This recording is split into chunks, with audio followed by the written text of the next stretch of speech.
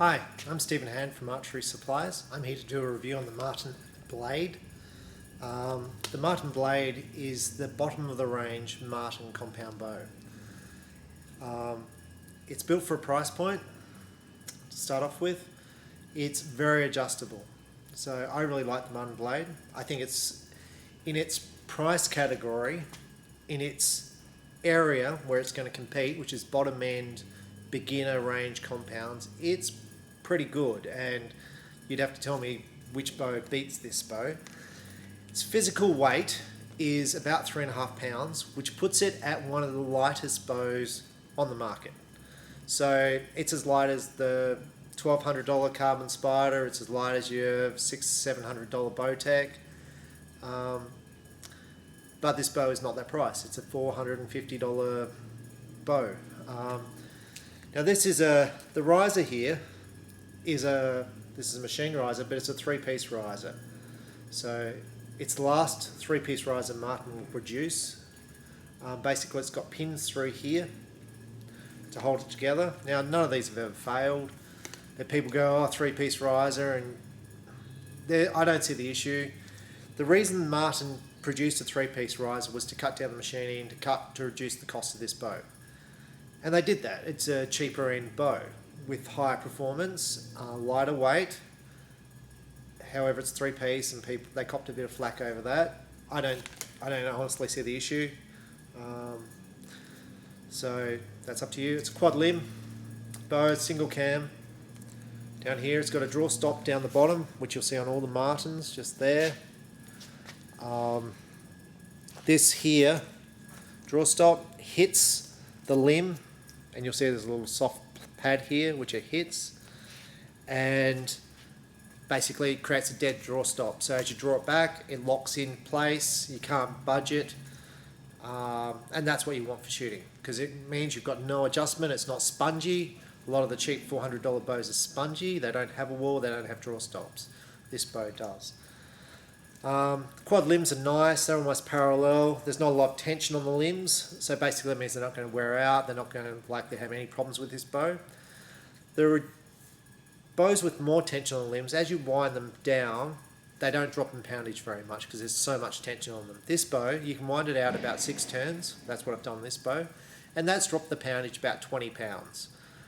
The blade only comes in a 50 to 70 pound bow, however, by winding it down 6 pounds here, you've reduced the poundage to 20 pounds. The blade also has, on the bottom cam here, hopefully you can see it. The bottom cam, there are pegs. If you can't see it, that one there says standard. This one here says -1, and this one here says -2.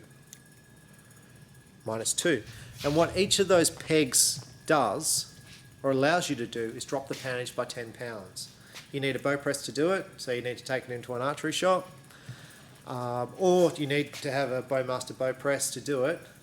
But basically, by moving that cable to the next position, drop it 10 pounds. So you can drop this bow, make this bow a 60-pound bow. So go from 60 to 40, or drop it back to the -2 peg, which is -20 pounds, so it becomes a 50 to 30-pound bow. However, this bow is even better than that. What I get is I get a lot of tall people phone me, and the reason they phone me is because they can't find a bow to fit them. Okay, if you're 6'4", 6'5", your draw length is going to be over 32 inches or around 32, 31. The problem is most bows stop at 30 inches. Matthews don't produce one over 30 inches. PSE produce the Drive, which is 31 inches, and they produce a Freak, specially made for tall people. The Martin Blade, the Martin Phantom, all the Martin single cam bows go to 32 inches. So basically at 32 inches it will suit someone who's about 6'3", and then if you're 6'4", you've got to make a choice on whether you shoot this bow or whether you'll spend $1,000 and buy a specially built bow for yourself. And if you're 6'5", 6'7", 6'8", you've got to ask the question, am I going to shoot with bent arm? But if you're a kid and you're looking for a bow to last, if you're a tall child, I set up one of these yesterday for a kid who was 6'4", 13, so he didn't have much strength. And by moving the peg position and the draw stop, I got this bow down to a 31.5 inch draw length, 24 pounds, and it shot fine, 24 pounds. So as he builds up, he'll wind up the bow poundage here. As he becomes taller and stronger, because he's only 13, he will adjust the peg here. So basically this bow will last him until he can afford the $1,000 top of the range bow and he's shooting a lot of arrows. It's a great little bow. It's got a leather grip here. We'll just have a quick shot so you can see what it's like. But the advantage of this bow, I'll just go over it again, very adjustable in poundage, very adjustable in draw length from 26 to 32 in draw length. So this bow suits virtually anyone. Very light and pretty solid. Like, you should never have any problems with this bow. So let's have a quick shot. Okay, now I'll say with this Martin, the single cam Martins, it doesn't draw back as smooth as the twin cam. The Martin Lithium, the Martin Nitro, the Martin Nemesis, they draw back smoother than the single cam, but it's pretty good to shoot. And like, if you go to my website, archeryshop.com, you'll see people review these bows and they go, this is the best bow I've ever shot, shoots better than my $1,000 one. That's not my view. I think the $1,000 bow shoots better, but it's pretty good. And the Martin Pro Shooter, name escapes me, he shoots one of these. And you'll see him doing trick shots with it. You'll see YouTube videos of him shooting a Martin blade. You'll see a pro shooter shoot a $400 bow. That means the bow's pretty good. You will not see a pro shooter shooting a Hoyt $600 bow. You will not see a Hoyt pro shooter shooting a Hoyt $800 bow. The only Hoyt shot by a pro shooter will be the top of the range $1,500, $1,700 bow. Martin's $400 bow, $450 bow is shot by their pro shooter. He also shoots the, their expensive ones, but you'll see him shoot this many times and he shoots quite well with it. And you should shoot quite well with it because it's a good little bow. So we'll just have a shot. I should have this set on about 29 because I didn't adjust the draw length for myself, so it should be a little bit long for me. And it should be around 60 pounds. So we'll just draw this back. So I'm drawing it back. It's peaking about now. And now it lumps over. So that's peak, and now I lump over. And the valley is very distinctive. So I know I'm in the valley. The bow's 31 inches, so it's got quite an acute angle on the string.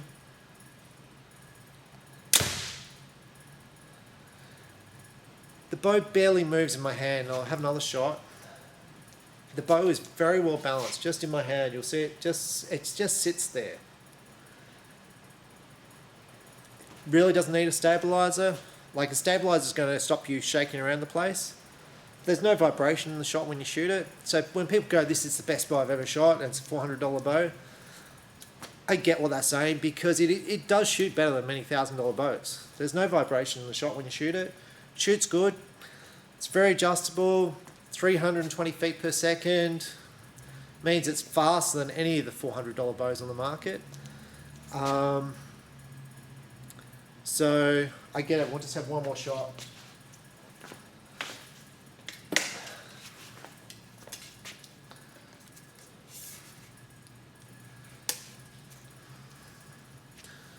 Stand back a bit.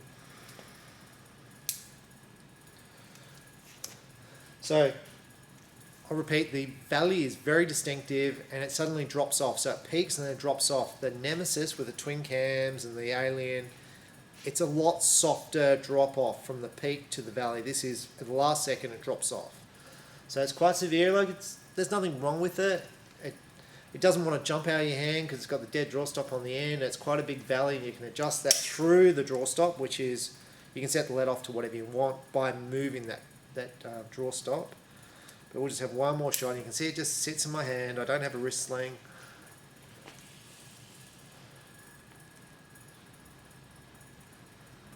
So it's peaking. That's in the valley now. It's very easy to hold the bow. And that was the draw thing, saying don't have draw fire the bow. But there was no vibration in the shot. Great bow, $400 $400 something. You set it up in a kit for about 500 and something. Add a dozen arrows. You've got a great little bow for $600. You're going to be having a great time at any archery range. You shoot target with it, or hunting with it. There's no downside as far as I can see. So check it out. Martin blade. The Martin Phantom is 1 inch longer. Same bow, just a 1 inch longer riser. So for the tall people, 6 foot plus people, Phantom's probably a better choice than the blade because it's a little bit longer, a little less acute angle on the string when you draw it back. Similar price. Phantom's a little bit more, but same bow. So check it out. Martin blade. Thanks.